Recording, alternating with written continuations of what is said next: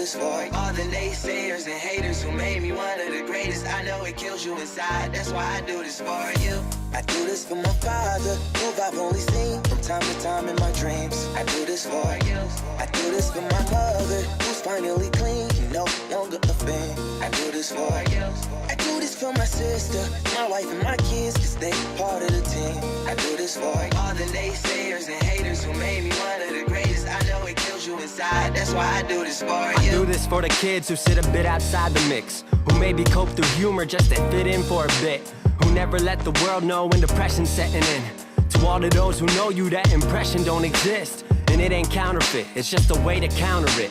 I'm living things I dreamed about, I still encounter it. It ain't something that a cigarette or alcohol can fix, but all because of it, I flipped it quick, went on to write some hits. This a success, off another breath. This the first step in searching to be nothing less than be the best in what you do to prove their strength in being you. Learn so much in chasing dreams that I never would in school.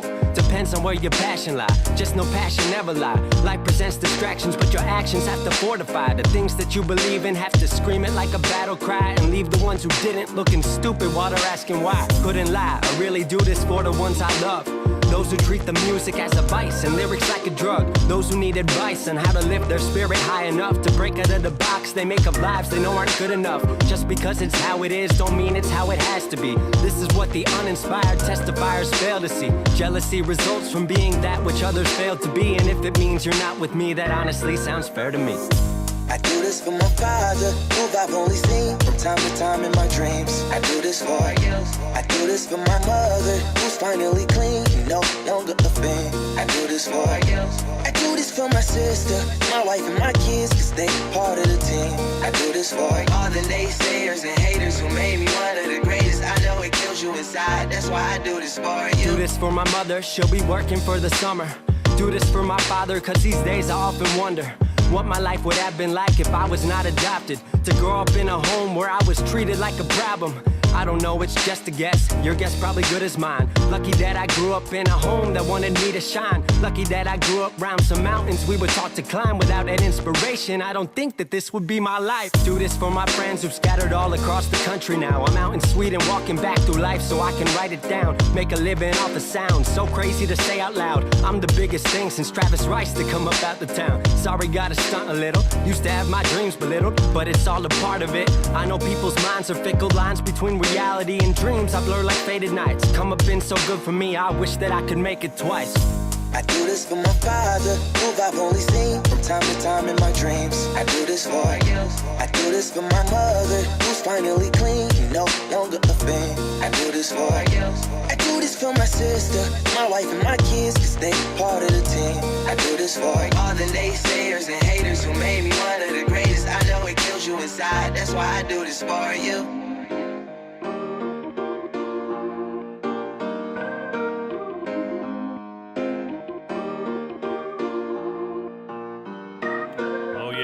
Good to see everybody. Shout out to everybody for being here tonight. You guys know the deal. Another episode of Rico Knows. I know what's trending. I know what we're doing. I know how we're getting down. I just want to say to everybody, you could be anywhere today. I'm glad you're here with us. Some people don't get what we're doing here. There's a lot of hate in the chat, a lot of hate in the comments. I don't ever let it get me down. It's nice to see everybody here day in and day out. We're growing. Never looking back. I couldn't be happier. So shout out to everybody on TikTok. If you're watching, you already know the deal. I cannot answer your questions on TikTok. I don't get paid for it. So move over to YouTube and let's do the damn thing. I got you. If you got questions about sports, comments, concerns, you need to put it in chat. Get it in there early. I'll get to it. You guys drive this show. You determine how long the show lasts. Not really. Sometimes I'll cut you guys short.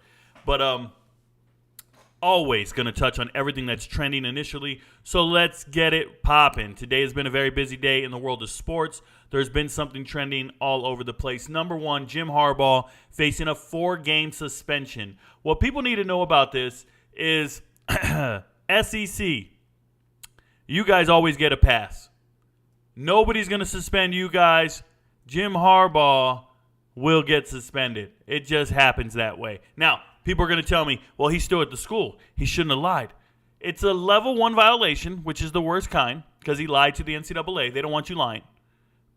And all he said is, I don't remember. I don't remember what you guys are talking about. I don't even remember lying. Now, after the fact, they said, hey, how did you not remember that you bought something for somebody? Was it burgers? Was it burgers? Come on now.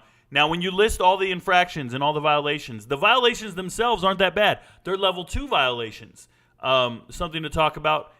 What he did wrong was level 2 violations. They said, let me find the list here because I don't want to go off top and get it wrong. It's literally nothing to me. Like, it doesn't matter. I don't care about all this. None of this matters.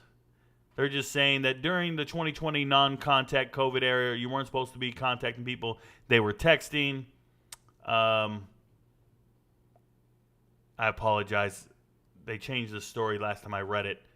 But it's a bunch of nonsense. Here you go. Offensive coordinator and tight ends coach are both expected to be sanctioned in the investigation. Sources indicate to ESPN that there will be significantly lesser in scope than Harbaugh's expected 4-game penalty. In other words, they're not going to get punished as harsh.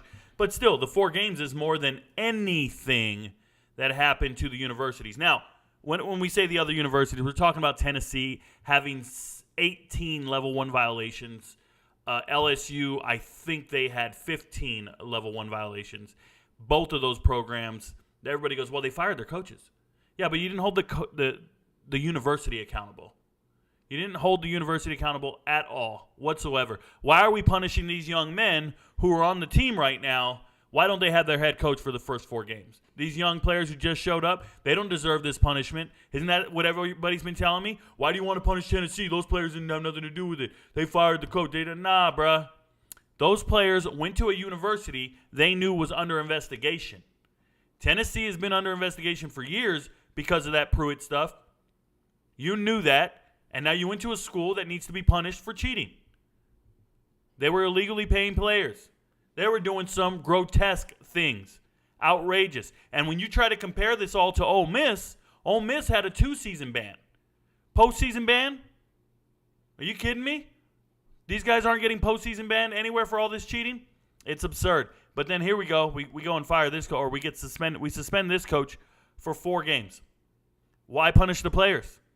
Why? Why not just punish him for some money or something? Why not just hit him in the pocketbook where it hurts? That's what they did to Tennessee. They said, Tennessee, you messed up. We're taking $8 million from you. But you can still play in a bowl game and win that $8 million back. No big deal. Think about it. It's a double standard. It's absolutely ridiculous. Shout out to Jim Harbaugh for refusing to apologize, by the way, and sticking to his guns. Take it for it. You get a whole month off. Show up later. Adam Anderson, sentenced to 1 year in jail. Now, I made a video on this today, and the Georgia fans are upset, and rightfully so. They're dense, and they can't understand what I'm saying. What I am saying is how dare you lower these charges? How dare you take plea deals? I don't care if it's an Alford plea. I don't care if he maintains his innocence. Alford plea means I maintain my innocence, but I acknowledge I probably won't win in court. Yeah, you're going to lose, buddy. Now, when you take a plea deal, most of the times they want you to admit your guilt. You're refusing to do that, and you still got the plea deal bargain. Shout out to this judge. Now, I don't want to say his name here on live. I made a video about it. You guys can go watch the video. But this man took the plea deal and took the sentencing and had them run concurrent. Not in series, not consecutively, not one after one another. He has 2 different charges of sexual battery to 2 different women. And they took each 12-month sentence and they ran them concurrently, so it's only one 12-month sentence. Are you kidding me? Shout out to this judge and his wife being alumni of UGA, hooking up their players and making sure they don't get... This kid's going to go to the NFL someday. This kid's going to be in the NFL, CFL. He's going to make a living playing football. And when you don't punish players properly in college or with crimes that they commit, you know what they do? They commit more crimes. I'm not talking crazy. You know, I'm going to tell you guys something. I was studying the NFL transaction. And when you go to transactions in here, it says Isaiah Wilson, tackle, suspended 3 games for an undisclosed violation. Undisclosed violation. Isaiah Wilson. Does anybody want to talk about Isaiah Wilson? Does anybody want to tell the truth? I got you. I know all about Isaiah Wilson. This is a first-round draft pick. This is a first-round draft pick from Georgia. Are you kidding me? Nobody wants to mention it? Why is it not on the news?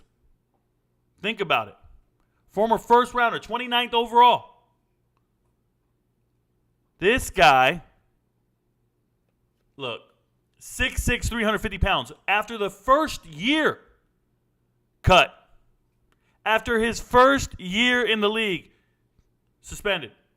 Week 13, he got suspended his rookie year by the Titans for a violation of team rules. Then when he came back, they put him on the non-illness football list. He played one snap his whole life. One snap. And then in 2022, February, after the first season, he posted on Twitter, "I'm never playing for the Titans again." Okay, you're not playing for the Titans again. So then they trade him to Miami for a 7th-round draft pick. They had to give Miami a 7th-round draft pick, and Miami got him. And 3 days later, Miami released him. This is a first-round draft pick. Why'd Miami release him? Well, he missed his physical in 2 workouts. He just didn't show up for them. So he got released 3 days later. And he was on the practice squad with the Giants, I think, all 2021. This dude's been arrested for a DUI, evading police officers, going 140-something miles an hour, and fleeing police. He's released a rap album. I want you guys to know that. I think he goes by Bowser. Bowser, bruh. GG Bowser. This is one of your finest right here, SEC. This is one of your finest, Georgia. First-round draft pick, bust. Arrested on numerous charges. Fleeing police, speeding through a construction zone, and reckless driving. Shout out to Isaiah Wilson. Shout out to Georgia. And some of your alumni are ridiculous. Oh, but Rico, it wasn't rape. You said Adam Anderson got arrested and convicted for rape. It wasn't rape. It was sexual battery. Bruh, shut your mouth. It was a plea deal. That doesn't mean it didn't happen. That means they wanted to skip the trial and take what they get. That doesn't mean they couldn't prove his guilt. You take plea deals when you think you're going to lose in court, right? Everybody goes, yeah. Not Alfred pleas. Alfred pleas mean I can't win in court. The accused says I can't win. I'll take this plea, but I still say I'm innocent. Come on, bruh. There's still 2 victims out there. This guy's going to be out in 12 months. The reason it doesn't piss you off is you don't have daughters. That's why it doesn't piss you off. You don't have daughters. I got 3 daughters. I got daughter 18, bro. I'm telling you right now. There's got to be some type of accountability out there. And it's not going to be what you guys want to hear. It's just not. Because the judges aren't locking these kids up. They're all on the take. The judge, the prosecutor, the defense attorney, everybody's making money off these kids. It's outrageous. DJ Hernandez. You guys know DJ Hernandez? You probably don't. DJ Hernandez is Aaron Hernandez's older brother.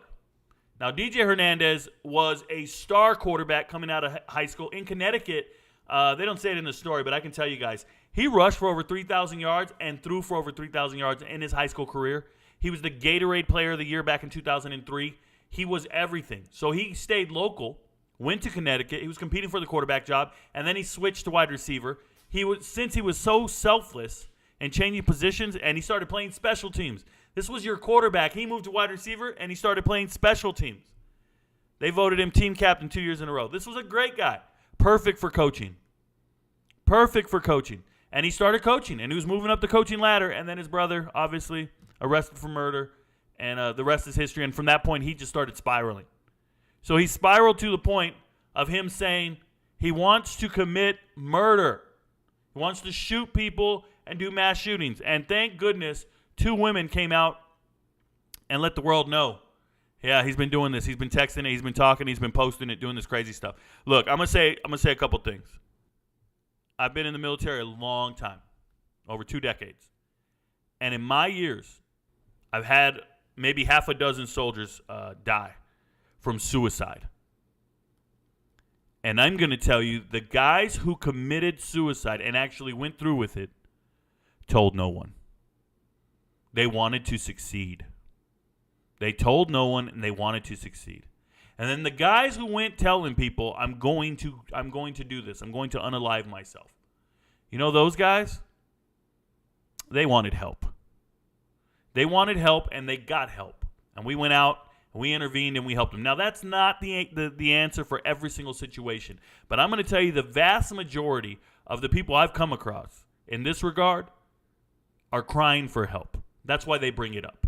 So when they say they're going to go do a mass shooting or something of this nature, I think they want help and intervention and interjection and third-party intervention. They want help. So DJ Hernandez, sure, you had it planned and you went out and did all this stuff, but I actually think you didn't want to go through with it. You wanted the attention. You wanted somebody to interject and help you. Your life is spiraling out of control. You're probably behind on your bills. You're looking for a way out. Well, we'll give it to you, buddy, and it's with padded walls. I don't think he should be among society, walking around free. With some of the quotes in these stories is absurd. Some of the quotes he put in chat and in text need to be taken seriously. But if he wanted to succeed at this endeavor, he wouldn't have told a soul. That's all I'm saying. He wouldn't have told anybody. But he did his talking. DJ Hernandez arrested, planning on shooting up Brown University, where he used to work, just so you know, and UConn, where he used to play. He's just upset with anybody who made a profit off his brother's death, is what he said, or brother's life. Hey, Jaylen Brown, a guy I couldn't point out in the street, bro. If I walk past Jaylen Brown right now, I don't know who he is. I'm not joking. I understand that he's pretty tall, taller than most people, but I couldn't point him out from anybody. Jaylen Brown, if I was naming the top 10, 20 NBA players, I'm not naming Jaylen Brown under any circumstances. Just became the highest paid basketball player ever. Ever. Because of Supermax contracts. Like, when I think of Celtics, you go, hey, tell me the best player on Celtics. I'm like, Tatum. Just, what are we talking about? Tatum. And if you'd said anybody else, I'm like, oh, yeah, what's that Gordon guy? That's what I would do. I'd be like, oh, what about the Gordon? What about Gordon Hayward? Like, what are we doing? Jaylen Brown, $300 million? Are you absolutely out of your mind? That is probably more than Tom Brady made in his entire career. I'm certain it's more than Tom Brady made his entire NFL career. Jaylen Brown just signed a contract for it. I'm not hating him. I'm not hating on him. I don't know him. Couldn't point him out in the crowd. I'm dead serious. I'm so serious it's not even funny. Serious as a heart attack. Shout out to Bronny James. That's how serious I am. Let me close this group. Shout out to Bronny James. He's in stable condition. He's out of ICU. Following cardiac arrest. A lot of people are asking me, what do I know about this? I know absolutely nothing, guys. I haven't the slightest idea what the young man's going through. It's unfortunate. You never want to see somebody collapse. We immediately start thinking about Bo Kimball and Hank Gathers. Loyola Marymount, if you don't remember. A lot of the younger kids now are talking about DeMar Hamlin. But some of us can remember other people collapsing. I'll tell you guys this. It's a true story. I was at a master leader course. It's called MLC. It's for all the E8s in the Army. We're all going and we're all first sergeants and we all go to this course. I'm at Fort Campbell, Kentucky. And when you get there, we're all kind of older. Everybody's over the age of 35. We're all super soldiers. 48 of us. Studs. And we all have to take a PT test. And there's one guy there and he decides he's not ready for the PT test. Now, you got to get your height and weight done. If you're in the military, you know this stuff. You got to get your height and weight done. And he's getting his height and weight checked. And we're all trying to cut weight for this. It's just like trying to make weight for a wrestling match or an MMA fight.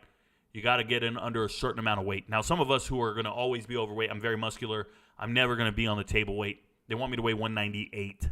I haven't weighed 198 in 20 years. I'm 235 chiseled. So I'm like, dude, this is just what we're going to be. But there was this guy, and he started taking magnesium citrate. I think it's like a laxative. He bought it at Walgreens or whatever. It's a drink. It's like salt water almost. And he drank this whole bottle. And he just was getting everything out of his system. He was trying to cut weight. But he waited till the last minute. He waited till the week of the PT test. And when you get to that course, the PT test was the very first week. He should have been prepping for this months before we ever got there. So when he got there, a lot of us were in the best shape of our lives, and this guy was taking laxatives and trying to get everything out of his system. I think he wanted to go do a colonic. Like, it was absurd what he was trying to do. So he makes weight, passes tape, and now you got to take a physical fitness test, a PT test. And all you got to do is 2 minutes of push-ups, 2 minutes of sit-ups, and a 2-mile run. This was back in the day. This was 2018, so it wasn't that long ago. And we start running on that 2-mile, and I can remember going out. It was an out-and-back 2-mile. So you go out a mile, you run around some dude, and then you run back a mile. And as we're running, all the dudes are up front. We're all up front. And then the females run with us, the women, but you're ahead of the women most of the time. If you're running with the girls, with the women, you're going to fail because they have a different time standard. You can't run with the girls and pass. So when we went out the 1 mile and I turn around, I might have got to the 1 mile marker 6:30 or something, right? I turn around. I don't see, I see some people when I'm running, but then there's the girls, and then there's this dude among them. And I looked at him, and I'm like, you're going to fail. You need to pick it up. Let's go. And he's just looking terrible. And I'm like, damn, he's about to run 9-10 minutes on this first mile. He's in trouble. So when we get to the finish, he collapses about 50 meters from the finish line. Just falls on the ground. And I start screaming for everybody, don't touch him, because if you help him up, he gets disqualified. So you can't touch him. So I'm like, don't touch him, let him get up. So I yell to him, get up. So he gets up, and he's just running, and he's super dramatic, and he's like, flailing everywhere. And I'm like, okay, you're exhausted, but you're unprofessional, because you should have been prepared for this moment, and you're not. So I'm upset with this guy, because he's a senior leader in the World's Strongest Army, and he looks absolutely pathetic. And he falls about 10 feet from the finish line, and he puts his hands over his face, kind of like stop, drop, and roll. And he just kind of rolls like he's on fire. He rolls over the finish line. And after he passes the finish line, he just lays out on his back, and he's just laying there like this. And he's at my feet. I just kind of look at him, and I just start talking to another dude. I'm like, look at this guy. Get a load of this dramatic shit, man. He just ran an 18-minute 2-mile. Why is he acting like he's exhausted? He failed by a full 2 minutes. This is a worthless person. That's what I was thinking the whole time. So I told my buddy, I said, hey, man, let's go to IHOP. Because we hadn't eaten that morning. And we're super excited. We're done with our PT test. We rocked it. So I said, let's go to IHOP. And we start walking away. And this specialist, an E4, equivalent to a corporal, he says, Master Sergeant. I said, what, man? He goes, I can't get a pulse. And I looked down. And I said, oh, move, kid. He's a 20-something-year-old kid. I said, move, kid. You don't know how to get a pulse. Get away. You don't know. And we're all combat lifesavers. We're all CLS. We're all smart. We all know how to save somebody's life. We know everything. And we've been in the Army for a long time. So I reached down to go get his pulse. I check his carotid, and I get no pulse either. And I'm like, oh, shit. Hey, somebody get an ice sheet. So we go grab ice sheets. Somebody runs and grabs them. I said, hey, call CLS. I need an IV bag. Let's hook this kid up. So we're going to hook him up to a bag, and we're going to bring him, we're going to get him back. Nobody performed CPR. I said, hey, somebody call 911. They call 911, and we get up and walk away, y'all. We walk away and continue our conversation and forget all about him on the ground. We're letting somebody else deal with it. There's 2 other people there. There's another guy. Help is on the way. We just start walking because we ain't doctors. We're okay. That man never got up. That man died. And we were so we didn't even know he was missing. We had to go do coursework later in the day. We got to work. We're working all day in this classroom. And at about 3 p.m., they call us into this huge auditorium and have us all sit down. And there's only 47 chairs. There's 48 of us. There's only 47 chairs filled. One guy's missing. He was airlifted to Vanderbilt Hospital and pronounced dead. And the sergeant major was like, all you guys make shit happen. All of you guys are the cream of the crop, and nobody jumped into action to save this man. And I learned a harsh lesson that day. A couple of them. You're not as good as you think you are. You always think you're going to burst into action and save everybody's life and do this amazing heroic shit, and you didn't do any of it. And I had a lot of guilt for a long time. So I say all that to you guys to tell you that sometimes people are going to collapse and you don't know what they're going through. And it's unfortunate for anyone that's going through it or having to witness it or had a part to maybe help alleviate some of it. So when I see the Bronny story, I didn't post a video on it. I didn't go, because I know that is a parent-child relationship. And you guys don't know this. My oldest son passed away at 15. Shout out to him, Jeremy. He passed away at 15, 8 years ago, to a terminal illness. And I'm telling you guys, I leave shit like that alone. So even if it's somebody famous, even if ESPN's going to do it, even for clicks, I see everybody in the comments telling me about it. I deal with death a lot different from the rest of you guys. I don't bring it up every day. I don't talk about it every day. But when it comes up, you won't see a story from me because I react a lot different from the average person. I've been through a lot of shit in my life. I've seen a lot of things. And I'd like to think that LeBron James and his child, Bronny James, they deserve some privacy in this moment. Let them deal with it. Same thing happened with one of my favorite singers, Tori Kelly. She's a Grammy Award-winning singer. She just collapsed while having dinner with friends. I didn't make a video about it. She had blood clots, but Tori Kelly's an amazing woman, beautiful woman, and she sings Christian music. But before that, she was a pop star. And before that, she was a YouTube star, an independent artist, and I used to talk to her all the time on TikTok. And I kind of just, her manager was Scooter Braun for a long time, Justin Bieber's manager.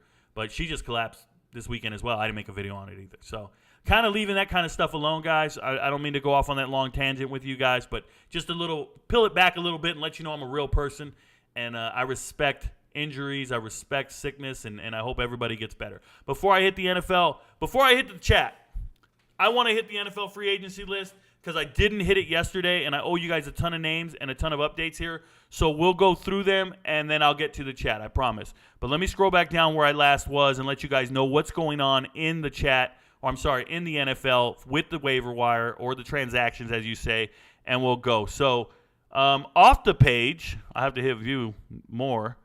There's Nick Thurman, waived by Jacksonville Jaguars. Nick Thurman was an undrafted free agent in 2018 by, I believe, Houston, or he went to Houston. But this is a guy who got cut, final cuts, 2018, 2019, and then he did 4 weeks with the Patriots. So he was active for those 4 weeks. He's got 11 tackles in his whole career. Sucks to see him get cut here in July, hoping that he would make it to September and then maybe make a practice squad. So if you see his name again, that's what's happening there. James Robinson going to the Giants. He was a backup, or he was a backup plan, right? This is a 1,000-yard rusher, undrafted free agent out of Illinois State, if you remember that correctly. The problem with him is last year with the Jets, he was only averaging 2.9 yards a carry. Say what? 2.9 yards a carry. So he struggles. They said he was going to learn the playbook.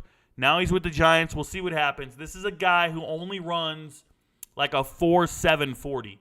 He's very slow. That's why James Robinson won't be around. Even though he rushed for 1,000 yards in 2020, this guy is slow. Like that's the reality of the situation.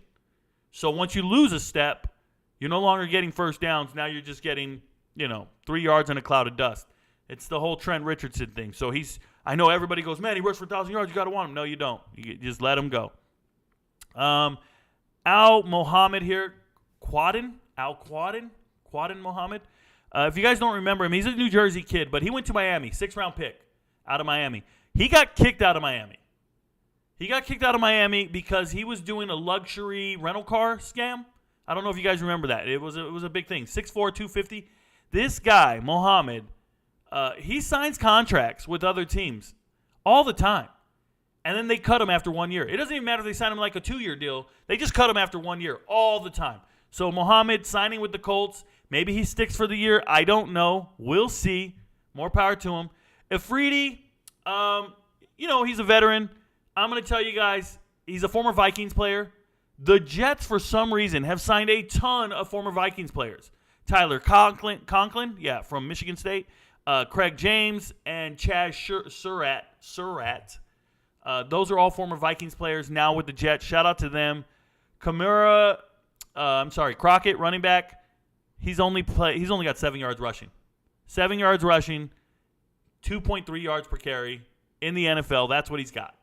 Now, when he was at Missouri, he was a 1,000-yard rusher. But he tore his ACL last season. He's been in recovery. He tore it last August in preseason. and then he was out the whole year. So they just signed him to a contract. Let's see what he can do.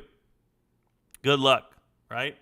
Isaiah Gathlings, this is one of those undrafted free agents. I told you guys about this. He just came out this year. So he was the second leading receiver on Middle Tennessee State. Before that, he was at Gardner-Webb. This guy's 6'4", 222. I think we're going to see him in the XFL type of stuff. XFL, USFL, he's that caliber. And we'll see if one day he can earn his spot. Okay? Will Levis doesn't matter. Whenever you see these contracts signed, it doesn't matter. They're rookie contracts. Justin Jackson, running back, signing with the Lions. This is a kickoff returner. Lions running back room is stacked. It's going to be hard to make it in the running back room. You got Jahmyr Gibbs, just got drafted. They got David Montgomery. They gave Mo Ibrahim $100,000 to sign him as an undrafted free agent out of Minnesota. But you got Craig Reynolds, Justin Jackson, and Jamar Jefferson all fighting for a spot. We'll see what happens. But he's got kickoff return skills, so maybe he has a leg up on the rest of them.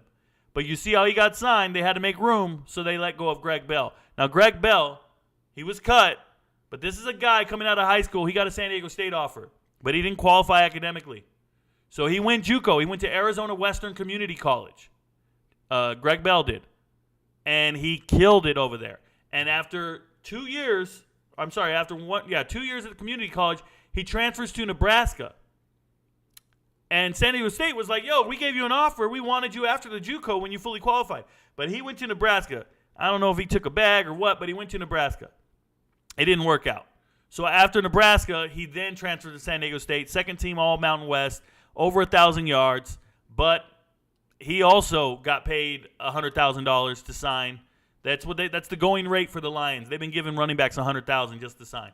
But he was on the injured reserve all last season, and they didn't wait for him to come back from injury. They just cut him. Brett Maher, former Cowboys kicker, signed with Denver. He can kick in elevation, but we know what he can't do. He can make 50-yarders. He can make 60-yarders. He can't make extra points. This is the same guy that missed 6 extra points in 2 games. I hope he gets his confidence back. I hope he's doing his thing. Whatever. Right? JUCO wide receiver, Austin Watkins. I always like to say JUCO because I want people to know they're JUCO products. But this was also an undrafted wide receiver. Then he went to the CFL, was on the practice squad in the CFL. He's 6'3", 210. Then he went to the USFL. And he just won the championship with the Birmingham Stallions. So he's good. Okay, second team all-conference in college. We'll see what happens. I'm pulling for Austin Watkins. I don't know if he makes the team. I'm pulling for him. Doesn't matter. Colin Thompson. This is the type of guy that gets a silver spoon. Like, Colin Thompson, to me, doesn't belong in the NFL. Colin Thompson doesn't belong. You know I pull for small school guys, but this is not a small school guy. So he went to Florida first, got injured in high school, okay? Then he transferred to Temple. So let me make this straight. He got injured his senior year in high school. He goes to Florida. He gets injured again. Same injury he had in high school. So he transfers to Temple to go play for Matt Rule. Matt Rule, right? 3 catches, 43 yards, 1 touchdown. That's it. 3 receptions, 43 yards, 1 touchdown. Goes undrafted. Gets on a team and has to get his appendix removed. Because he did the appendix removal, they put him on IR. He gets paid for the whole year. Practice squad the whole year. Then he goes XFL. They get dysfunctional, or they disband the XFL. Remember that. And then the Panthers sign him as an undrafted free agent. Guess who signs him? His old college coach, Matt Rule. So another hookup of all hookups.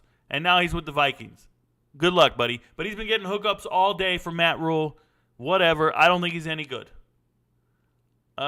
These guys don't matter. They just signing their rookie deals. All rookie deals are slotted. It's not really much going on. The only thing your agent can do for you with these is advocate and negotiate your signing bonus, the size of it, maybe your incentives. But the amount you're getting paid and the years is already predetermined by the NFL Players Association, and that's why I don't talk about it. Andre Miller, tight end. This was a wide receiver at Division III. The school was named like Husan. And he ended up transferring to Maine. He transferred to Maine. That was the big move. Transferring to Maine was like going up in competition. Undrafted free agent, eventually moved to tight end. He was a wide receiver. And we'll see what happens. But he got waived by the Giants. I don't see him making it in the NFL under any circumstances. Mekhi Polk, I'm very surprised he got released. Mekhi Polk used to play at Cal in the Pac-12. Couldn't start there, really. He's 6'3", 200 pounds. Transferred to Mississippi State. This is what Mike Leach and the boys. And just last year, 2 years ago, over 100 receptions in the SEC. 100 receptions, I think it was 1,000 yards and 9 touchdowns. But remember, he's playing in the SEC, but it's in that offense. So he declares early for the NFL draft. He could have did one more season in college, but he said, no, I'm pro. I got 100 receptions. I'm going pro. Well, that's cool. The NFL didn't want you. Undrafted free agent. And I already told you guys, undrafted free agent wide receivers don't make it. So he goes to the Ravens, and then he goes to the Giants. He's been on practice squads. But I told everybody, undrafted free agents don't make it at wide receiver. It just doesn't happen. And Polk's learning that the hard way. I don't care if you got 100 receptions in college, 100 receptions in the SEC, 1,000 yards in the SEC. They don't care. You're undrafted for a reason, and you're not going to make it. Speaking of undrafted SEC players, Jeremy Banks, linebacker. He's a good player. He was a starting linebacker for Tennessee last year. And, well, they just said, the hell with it. You got to go. Now, what's crazy is he used to be a running back. He signed as a running back out of high school, moved him to linebacker. They cut him, though. They waived him because they signed William Goldstein, an old veteran. And they had to make room. So they released Jeremy Banks, this young guy. I think Banks will get invited to another camp just because he's a young athletic linebacker. I'd be surprised if he didn't get another invite. Okay. Andre Noel getting released by Washington. This is an undrafted free agent, but, dude, he's played 128 games, started 117 of them. Andre is for real. This is a former All-Pro 2017. He does have an elbow injury, and they didn't want him sticking around. He started every game last year for Washington, and they didn't want him sticking around. That's crazy to me that they just released him from an elbow injury. That's weird. You'd usually want to keep the guy around. Isaac Rochelle, shout out to Elka, Eagles Landing Christian Academy here in Georgia. He's an alumni from Elka, so there you go. This is a former 7th-round pick out of Notre Dame. Mostly been a practice squad guy. Signing with the Raiders. He's just a practice squad dude. Don't ever forget it. Diego Fagot. Careful how you say this man's last name. Fagot. Fagot. He's 6'3", 240. Linebacker from Navy. This is the perfect player for New England. Bill Belichick loves Navy players. They're from Annapolis. He sees them all the time. His scouts just go down there and watch them. But Diego was a 3-time All-Conference American player. He was a 3-time All-Conference in the American. He's a good player.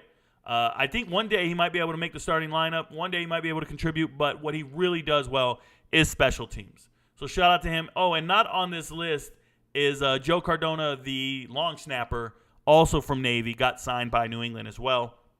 Just something to think about. Braden Bryant signed. I want to say they made room for him by releasing Polk. But Braden Bryant was a JUCO player. He's been in the league for a while now, since 2016. But he was a JUCO guy coming out of high school. Went to FAU. Played pretty decent. He's a big body guy. But this is a guy who's played on 9 different teams. He has 9 tackles in his NFL career. He's played on 9 different teams. It's just a guy. Okay, Ioma got suspended for the season. Turns out he was gambling on NFL games. This was a former 4th-round pick, 25 years old, out of Iowa State. Shout out to Iowa State. They got a lot of people gambling. He was one of them, but he's obviously graduated Iowa State back in 2016. Okay. No, not 2016, because he's only 25 years old. Was it 2016? I don't remember. 4th-round pick. But he was going to get a lot of playing time, and now he's out. Michael Badgley, I think, is the coldest move in the world, y'all. Michael Badgley, I told you guys this last time I talked about transactions. If you scroll down here and you see, I said the Lions released their kicker, Michael Badgley, and they were just like, well, he's not going to hit the waiver wire. We'll re-sign him back, blah, blah, blah. Michael Badgley said, deuces. He made 33 extra points last year, 20 for 24 in field goals, makes over 80% of his field goals. He just said, I'm going to go take a bag. He went to Washington. I don't know what Washington's paying him, but he's the new Washington kicker. Shout out to him. They thought they could play this game where they release him and just let him chill out there in La La Land. He said, I'm out. Isaiah Wilson, I already talked about him. Suspended for 3 more games, unspecified reasons. One of the worst people in the NFL, period. Shout out to Georgia. Talking about worst people in the NFL. You guys see Jay Sternberger here? Jay Sternberger to me, is one toxic SOB. I want no part of Jay Sternberger on any team anywhere. If you saw, there was a clip on Twitter, and I couldn't find it before the show, but Jay Sternberger, he led the USFL in receiving touchdowns. Let me make this very clear. He led the USFL in receiving touchdowns, but there's a clip on Twitter somewhere where he is arguing with the coaching staff and cussing out the coach because he doesn't agree with the audibles and the plays and this, that, or the other. He is a terrible teammate. Terrible. Pompous, arrogant, full of himself. He's been arrested before. He used to play for the Packers. They cut him. Okay, this is a third-round pick. They cut him. He's just a terrible person. Let me tell you how it went. He went to Kansas as a freshman.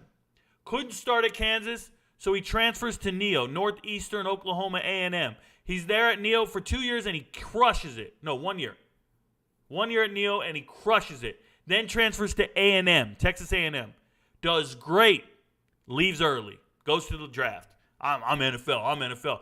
Cocky, arrogant, rude, not a good teammate. Got out of the NFL. He actually got arrested for DUIs and some other stuff. He said he was taking antidepressants and driving. Whatever he wants to say, I don't care. Jay Sternberger is not the guy. And then I see him in the USFL. He's balling, and he's too good on the field for them to ignore. Well, I can ignore him, but he's too terrible of a person that I can't let it slide. I got to tell you how bad he is. He's terrible. And Marcus Peters ain't much better, but he's terrible. Okay? I would rather see other people get an opportunity than Jay Sternberger. I'm being dead serious. Running back, Darrington Evans. Now, this is a cool move. Darrington Evans. You guys saw they lost their running back, Jaheim. They lost Hines for the whole season, right, due to a jet ski accident. Well, they signed Darrington Evans to a contract. Darrington Evans from App State. And his senior year at App State, he rushed for over 1,400 yards. This is a kickoff returner. This is everything. I like this kid. I really hope he makes the team. He's been struggling to make practice squads and whatnot, but I like him. Last 2 seasons, he's been on the practice squad of the Bears. The Colts had him for about a month. He does some live streaming stuff on YouTube and everything. It's called It's Live. I think that's what it's called, with a couple extra E's and stuff. But I like him a lot. Darrington Evans, I hope he makes the team. But if he makes it, he's taking Jordan Mims' spot. Jordan Mims, undrafted free agent, coming out of Fresno State. They're going to fight for a spot on the roster. I'm just saying. But he's a little more versatile than Jordan Mims. Trey Turner, man. Trey Turner, 5-time Pro Bowler. 5-time Pro Bowler in a row. Trey Turner. I hope he gets himself together because he's 30 years old. He's a former third-round pick. He's been around for a while. Left LSU. He started 118 games, Trey Turner. But he's getting to that point where coaches don't want him. Now, you see all these Bears moves. Sterlington Weatherford. This one pissed off the Colts last year. I remember this very vividly. This is an undrafted free agent linebacker out of Miami of Ohio. I want to say he's 6'4", 225, 230. And he was second-team All-MAC. So he's a group of 5 guy. I know him well, right? He goes and tries out for the Colts. Final cuts for the Colts. They cut him. And if you guys don't know this about practice squad players, if you're on a practice squad for any team, you make roughly $200,000 to $400,000 for the season.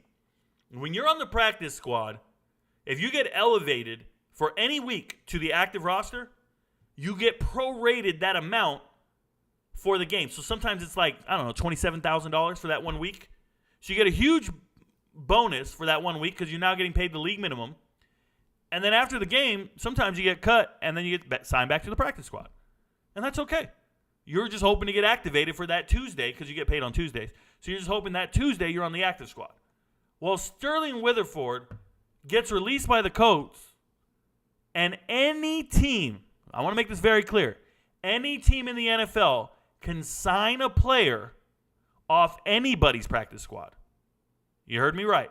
If you're on the practice squad for the Cowboys, at any point during the regular season, another team can sign you. The only rule is, if they sign you, they must sign you to the active roster. They can't sign you to the practice squad. So sometimes you'll be on a practice squad, and an injury will happen on another team.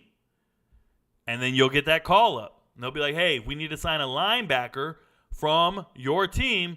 We're going to sign this guy, and they have to sign him to the active squad for at least 1 week. So it's your lucky day. Well, last season, the Colts released Weatherford, and they were planning on signing him to the practice squad.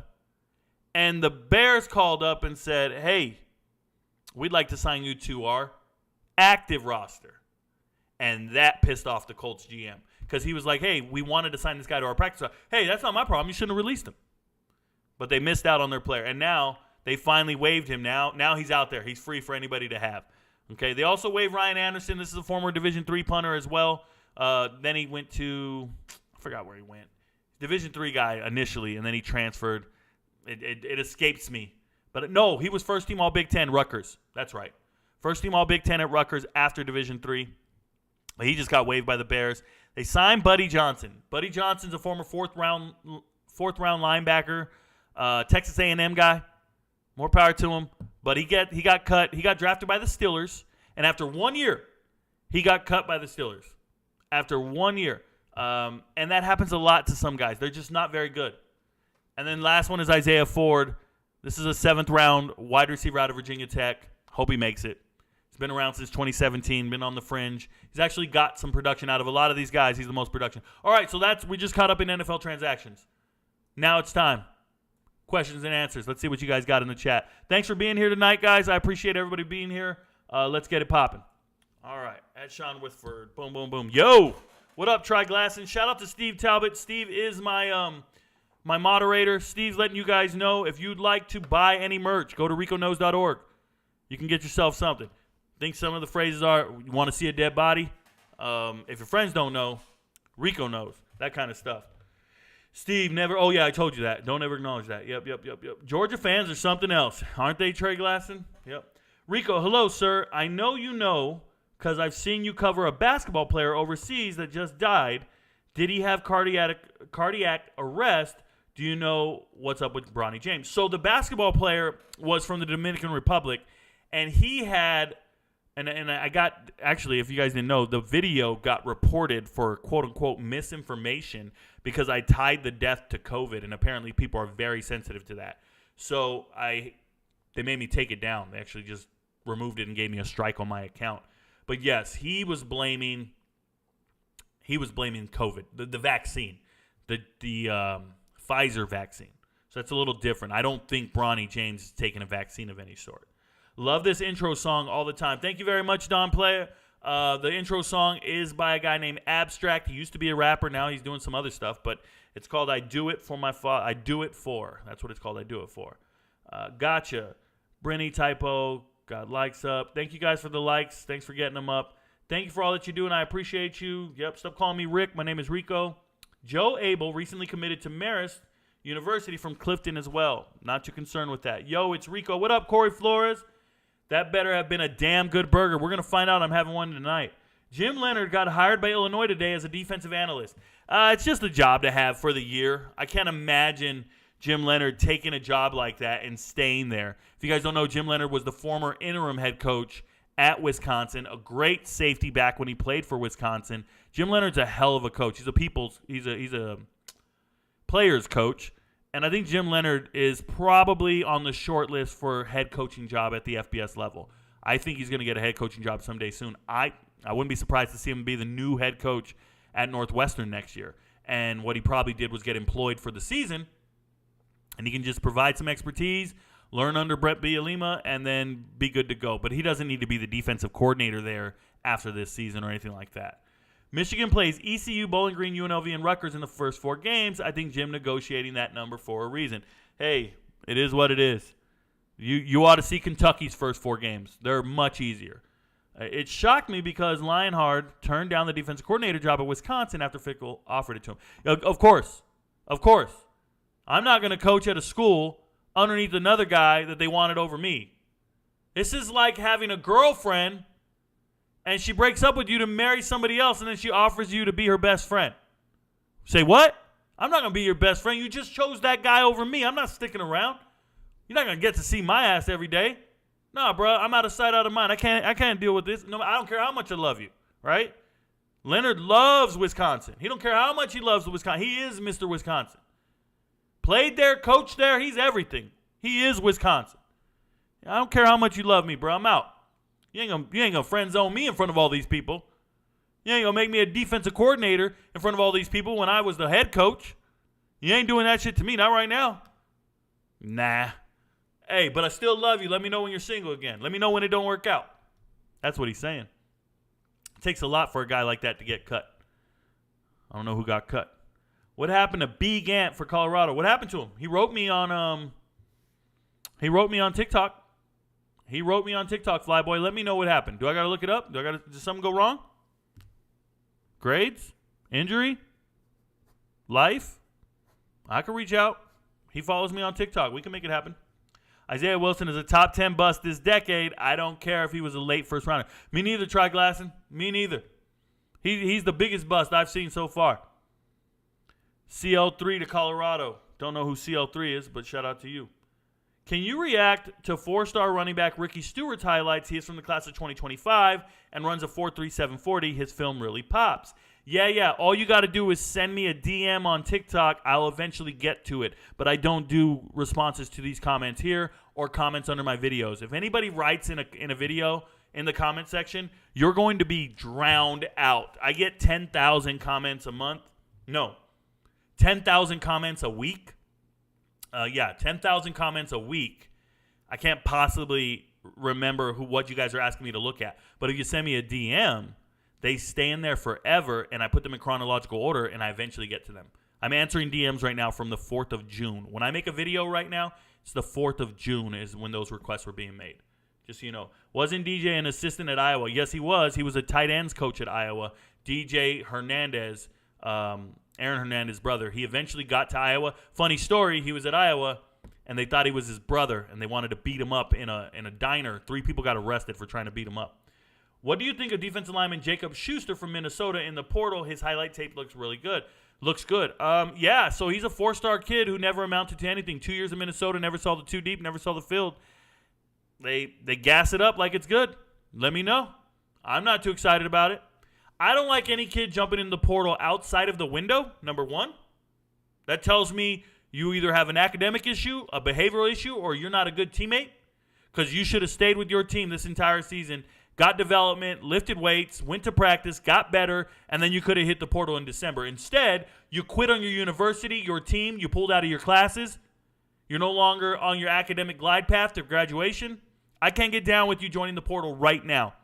Unless your coach got fired, shout out to Northwestern, any of these kids jumping in the portal right now, they're not for me. They're not for my program. I already got 85 scholarships allocated to my players. I'd give a scholarship to one of my walk-ons before I give it to one of these guys hitting the portal at this moment. If you're hitting the portal in the off season is what I call it, I ain't got time for it. You better be a graduate transfer and you're trying to move closer to home because your mom's terminally ill. It better be some real heartfelt shit. It cannot be, well, I decided I'm not getting playing time. Dude, you could have did that months ago and gotten yourself ready. Jaylen Brown can't even dribble with his left hand. Imagine if he could. If he could dribble with his left, he might get $400 million. Do you think the Cowboys overpaid Diggs with a 5-year, $97 million contract? It is what it is. It is what it is. When you go in here, let me show you guys something. Let me show you what you can do. You go in here real quick, and you go to top salaries, and you go to leaderboard. And this is on Spot Track. I believe it stands for sports transactions, so SPO Track. And we're in here, and I clicked on top salaries. It's thinking. I don't know why my computer's working. So I have an amazing computer. Something's up. We'll get back to it when it finally populates. Oh, it's telling me my internet's not working. Is everything freezing? That's weird. That's bananas. I apologize. We'll get back to it. Is chat freezing? Am I freezing? My computer's not working. What's going on? Give me a second here. Sorry if something just happened. Let's do all this. I stopped it. I hit refresh. See if it does it. Sorry, I apologize. Let me get back into this, and I'll let you guys know. Do I think the Cowboys overpaid? No. Did my show just stop working? Because I can't move anything. I want to apologize to all of you guys. What are we doing? This just happened. I hit refresh. I just said the hell with it. The Celtics got robbed. Good enough. Shout out to you. Hit that like button. Support Rico. Helps him a lot. Thank you very much. I'm a Giants fan and believe Barkley is getting way overpaid. Running back should make $4 to $6 million, but I'm very happy. Yeah, man. Pay them what you can. Get away with it. Pay them nothing. I don't care. Do what you can to be successful as an organization, within your team. TikTok is working just great. Thank you very much. I know I'm still live here. Am I still live on YouTube? Because my YouTube is completely frozen. I can't even move my chat. I don't know what the next question is, unfortunately. But I can tell you guys, what about Mbappe's offer? So I don't cover soccer. I don't know much about how much they're paying guys for transfer fees and whatnot. I saw the billions of dollars, which I thought was absurd. I don't get down with any of that kind of stuff. It's just not for me. Give me a second, guys. I'm trying to pull up another window here and see if my stuff is responding. And that's weird. Let's go with that. Let's see if it even comes up. There we go. All right. Well, that happened. Give me a second. Since I'm still alive and well on the other screens, I still don't have the chat pulled up. I'm going to get back to it in a second. But I wanted to show you guys the top contracts in the NFL. And if you go by position and you go down to corner and you hit update, it'll show you everybody. You just go ahead and click on base salary. And here's all the highest paid guys based on base salary.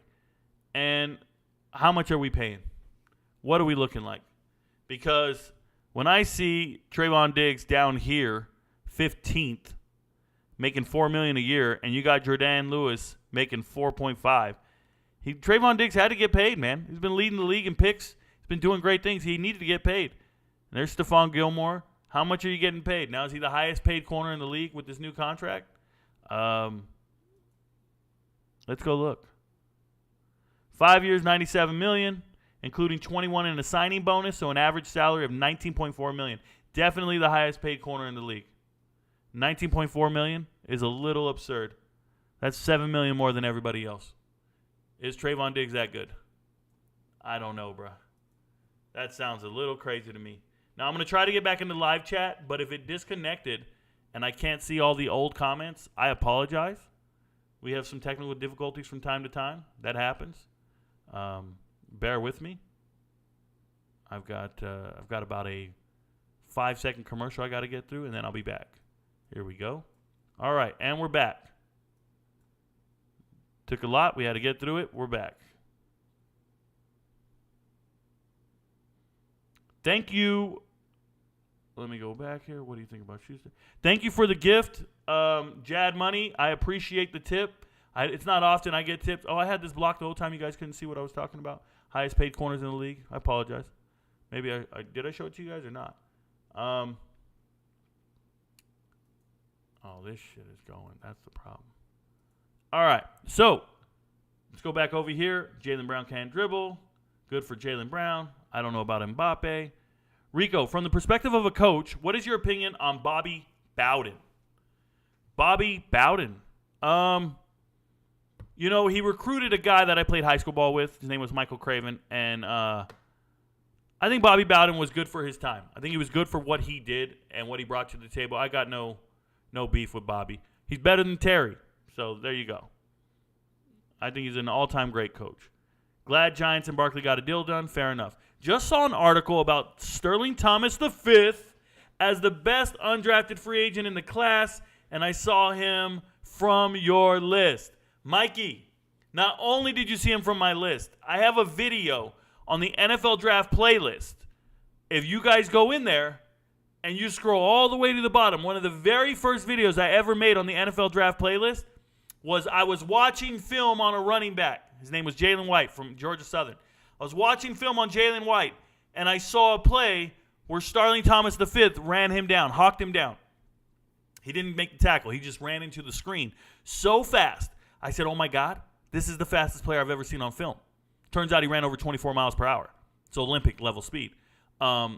Starling Thomas V should have been drafted. He was drafted like in the last round of the USFL draft, but Starling Thomas, he played corner for all of you who don't know, played corner at UAB. He didn't have a lot of interceptions. He had a lot of passes batted down, though. That tells me he's all over the ball. When I watched the tape, this is a state champion 100-meter runner. He used to run 10.4 in high school, but that was 5 years ago.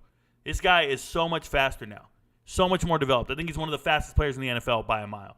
It's awesome to see that he's going to succeed and that he's one of the best undrafted free agents in the market. Hope he makes the team, and I'm going to be screaming, I am right, till I'm blue in the face. I've been telling you guys I have an eye for talent, and I'm just never wrong. I'm just never wrong. Like, I don't know what the percentage is on me giving sports takes and how many times I'm right versus how many times I'm wrong, but I'm telling you right now, it's obscene. Okay? So shout out to those guys. Whoever wrote the article, they probably follow the channel. I live in Clarksville near Fort Campbell. There you go. His name is Ricky Stewart from the class of 2025, and he pops on film. Only write it once. Yeah. Only write it once. We're with you. What FBS school do you follow the least or don't know much about compared to other FBS schools? So try Glasson. I know the same amount for every single school. I don't know which one I know the least. I study every team's roster, their history, their coaching staffs, their recruiting classes, their stats, their production, their draft picks. I study everything. So I can't think of an FBS team that I know the least about. It would probably be, and it's not even true, like Jacksonville State or Sam Houston, because they just became FBS level teams, but I still know everything about them. I don't know what to say. Like, I still study the hell out of them. But as far as other teams go, I study every single conference, every team. I rotate conferences every day. So one day it'll be one conference. I focus on that team or on that conference, and I'll do something like, let me give you guys an example. Tomorrow, I will study Big 12 wide receiver groups. So I will go through every single team in the Big 12 and study their wide receiver groups, their depth charts, who they have, who they've had, what they're going to. I do a theme like that. And then the next day, it'll be Mountain West wide receiver groups, Sun Belt wide receiver groups, Independent wide receiver. I do it by conference, and then I do a different theme for every single day. And I just rotate through all the conferences. And then once I'm done with all of them, I get a new theme, right? And then I'm like, okay, this. And that's how I study every single day in the offseason. Keeps me sharp, keeps me engaged, and I just have a different topic every single day. Sometimes you'll know when I'm studying a team. Let me let you guys in on that. So sometimes you'll know when I'm studying a team. Let me give you an example. I made a video pretty recently on TikTok. Let me just pull it up. And I can show you when you go to Rico Knows. I'll minimize myself here in a bit so you guys can see it. It's very subtle. You got to be paying attention to what I'm doing. An example will be, is it pulling up my live? I don't want to watch my live, bro. What is this? I'm looking at myself. Stop that nonsense. All right. So, an example would be when I'm making a video on Jaden Alexis here. I make a video on Jaden Alexis as a wide receiver in the transfer portal going to South Florida. Well, how did I get there? Well, I got there because I was making a video on their head coach a couple of days earlier, and where I had him ranked in the top 25, right? The new head coach at South Florida, and top 25 new head coach at South Florida, and I said, all right, he's going to be number 24. Alex, where's he at? Oh, I had Biff Poggi. So this happens all the time. I will study a team, and then I will know their players. There's Alex Golish. So Alex Golish down here, I was studying Alex Golish, and when I was doing my preparation and studying, that's when I realized, oh, wait, one of his star players is this new kid, and then I know about the kid. Happens when I'm studying. I'm trying to think of another one where it happened recently. and I just go, oh, yeah, let me tell you guys about so-and-so. And it'll be because I was reading up on the team. Dang it. I can't think of any real examples right now because it's all here, but it happens once a week. Oh, South Carolina. Here's one. I was studying. What was I studying? Something, and it triggered me to go look at South Carolina. Maybe it was top 25. I might have been studying my top 50 portal players. Yeah, I was studying Shiloh Sanders. Shiloh Sanders at South Carolina, back when he played at South Carolina. I was looking at depth charts, looking at recruiting classes and stuff, and then I said, oh, wait, that's right. Let me talk about this young man who used to play on South Carolina, who's now moved to running back. It's how it works. Like, it just triggers memories, and then I go from there. And I can just make a video on anything at that point. It's just how I get down. I'm weird, bro. Things trigger my mind, and then I go. And I don't know. It's how I get down. And then I'll make a video on it. And you guys will be like, oh, yeah, Rico knows this. I don't know. Anyways, sorry for the rambling. I wish I had a better example. I know it's happened multiple times. Greg Bell was one. The running backs holding out and me seeing Greg Bell. That was just me being triggered by some research I was doing already. Yeah. You guys will get it. I'll call it out the next time it happens. I'll let you guys know. Sorry about that. So I kind of know them all. Do you think Jalen Tolbert can make the jump in Dallas, or will one of the rookies or other wide receivers take his spot? So, yeah, one of the rookie wide receivers is the kid from Fresno State. What's his damn name? Hyphenated name. He changed his name. Jake Hayner's top target. I'm drawing a blank right now. It'll come back to me. But he's my guy. Victor Cruz made it. Patterson, New Jersey, UMass. There you go. Very, very rare. Will an expanded playoff bring the possibility of a Group of 5 conference gaining more respect among the average fan, especially the underrated Sun Belt, and take away the SEC bias? No, that will never happen. The SEC bias is not derived from what's happening on the field. The SEC bias is derived from ESPN. Like ESPN just had a player. I'm sorry. One of Georgia's alumni is currently suspended for 3 additional games. It's not anywhere on ESPN. He got suspended today. It's in the transaction wire. Not anywhere on ESPN because they're not going to put that negativity out there. But they will let you know that Jim Harbaugh got suspended 6 games. It's front page. Jim Harbaugh suspended 4 games, front page. LSU doesn't get suspended, not anywhere on the website. LSU was cheating, paying players, not anywhere on the website. It's that bias. It's that subtlety that they don't talk about, that they won't put on the front page. But anything else, they're going to blow it up and make it to go there. So it doesn't even really matter how the Group of 5 teams perform or how another conference does. The bias will always exist because SEC, well, maybe because ESPN is the only channel on TV with SportsCenter, with the week's top 10, highlights, talking personalities. Fox is trying to get into it. They're trying desperately to get into it, and they can't because the bias is huge. Like, it's just the marketing is huge. Everybody always watches something on Fox and goes, this is boring. Doesn't have the same graphics. Oh, this is boring. The pregame show sucks on Fox. Yeah, let me go back and watch Game Day. And you even hate Lee Corso. Doesn't matter. I'm going to watch Game Day. Why? Because Kirk Herbstreit. It's a subconscious bias that's been around for a generation. It's not going anywhere. The Patriots commentators are praying he doesn't make the 53-man roster. Yeah, the Phage. Shout out to you. What are your thoughts on Wisconsin's 2024 recruiting class so far? None whatsoever. I don't care about recruiting classes. Jay Sternberger gave me so much false hope as a Packers fan. Never do that. He's a walking red flag. Yes, he is. He's a drunk driving red flag. I watch Darrington Evans live streams. Oh, do you? Try Glasson. There you go. I love his NCAA series. I've never seen it. NCAA 4. He plays games? Okay. N. Hines, big loss for the Dolts. Okay, Colts. He's an underrated blocker and a utility guy. Hope App State kid makes it happen. Thank you, guys. Yep, Solomon Pitts, Clifton High School. Got it, Jad. Thank you. Oh, I'll have to check out the merch. There you go. Shout out to you. RicoKnows.org. What are your thoughts on the NFL running back conversation on their usefulness? I talked about it yesterday. If you want to go ahead and watch the live stream yesterday, Civilian. Thank you. What do you think about one-year Barkley deal? I made a video on it on TikTok today. Please go watch the video. I believe it's also posted on YouTube. Peachtree Ridge High School. Shout out to them.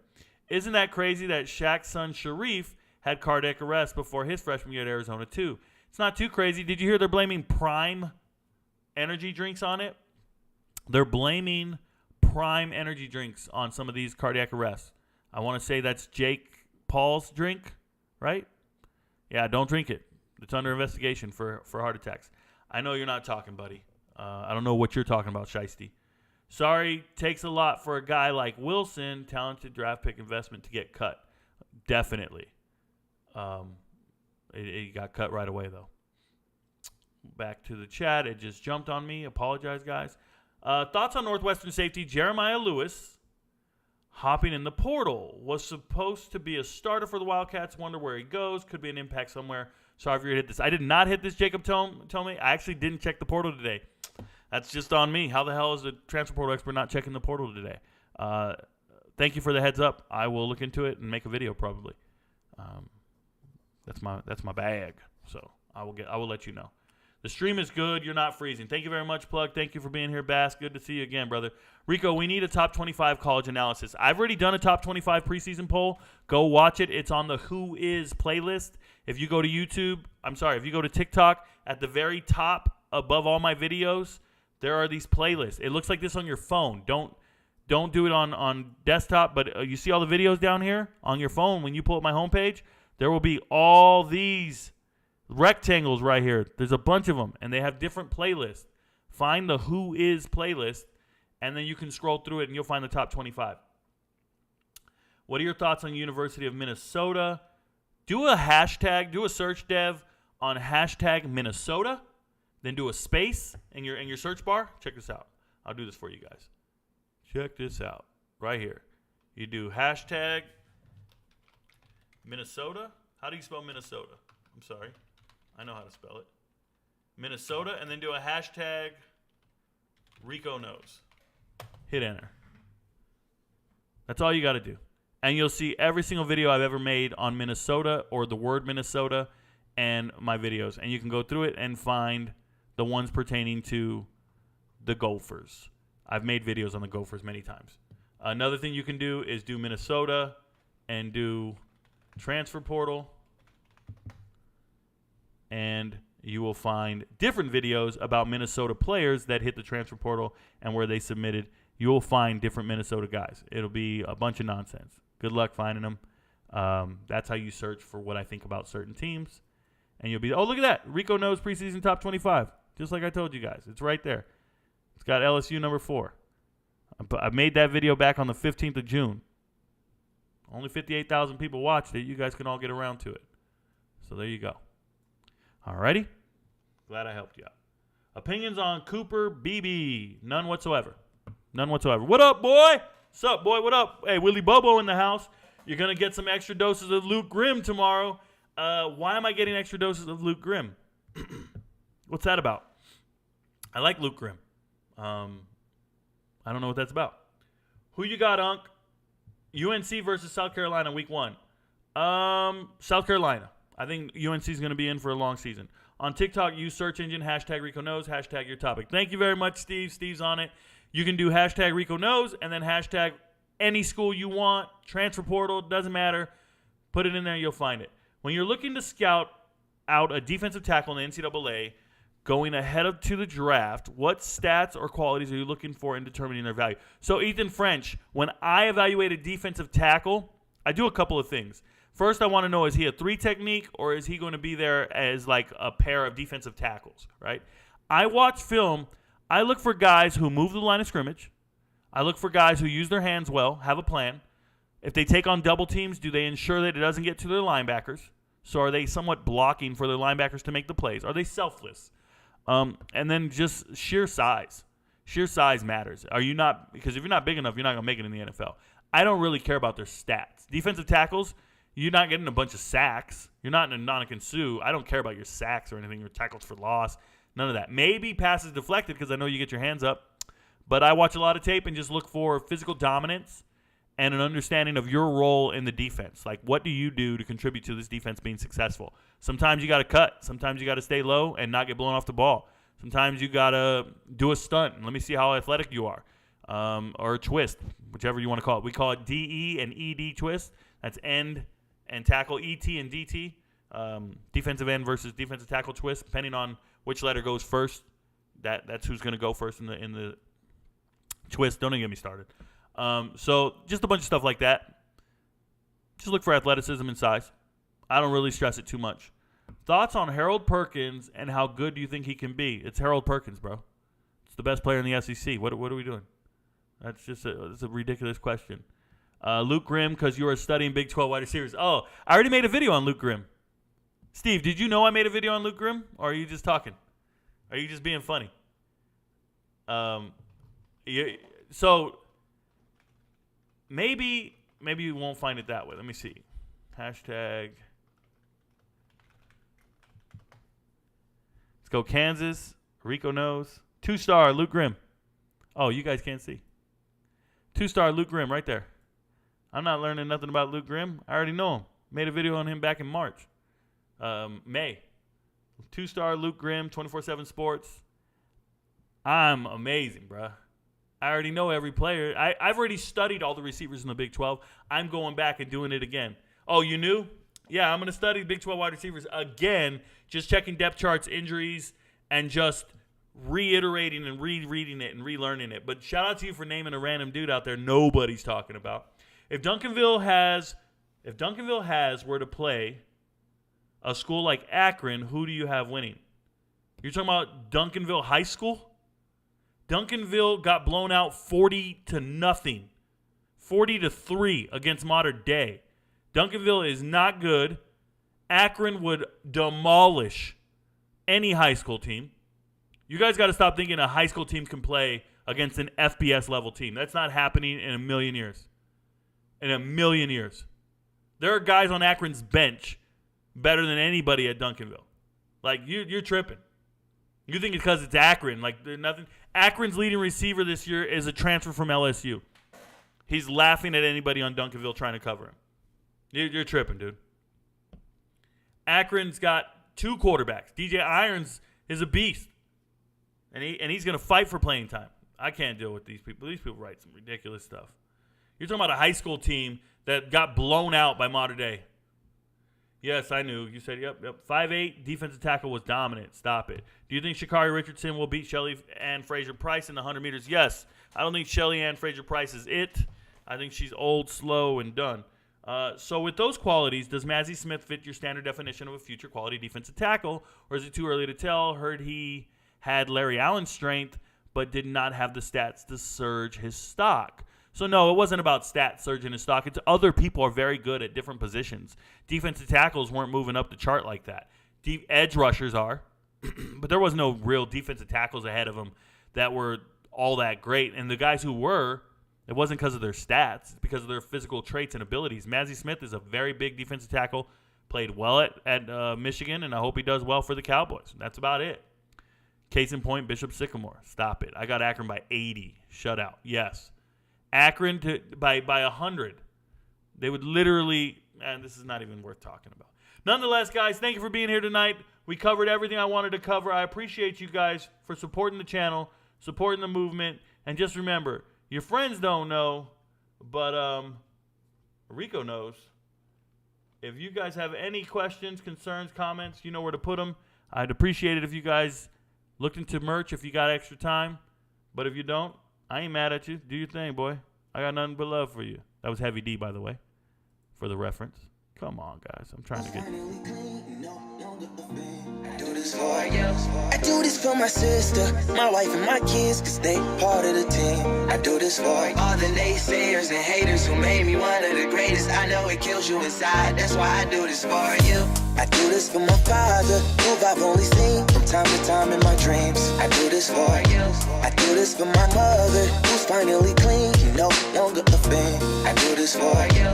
I do this for my sister, my wife, and my kids, cause they part of the team. I do this for all the naysayers and haters who made me one of the greatest. I know it kills you inside, that's why I do this for you. I do this for the kids who sit a bit outside the mix, who maybe cope through humor just to fit in for a bit, who never let the world know when depression's setting in. To all of those who know you, that impression don't exist, and it ain't counterfeit, it's just a way to counter it. I'm living things I dreamed about, I still encounter it. It ain't something that a cigarette or alcohol can fix, but all because of it, I flipped it quick, went on to write some hits. This a success, off another breath. This the first step in searching to be nothing less than be the best in what you do to prove their strength in being you. Learn so much in chasing dreams that I never would in school. Depends on where your passion lie. Just know passion never lie. Like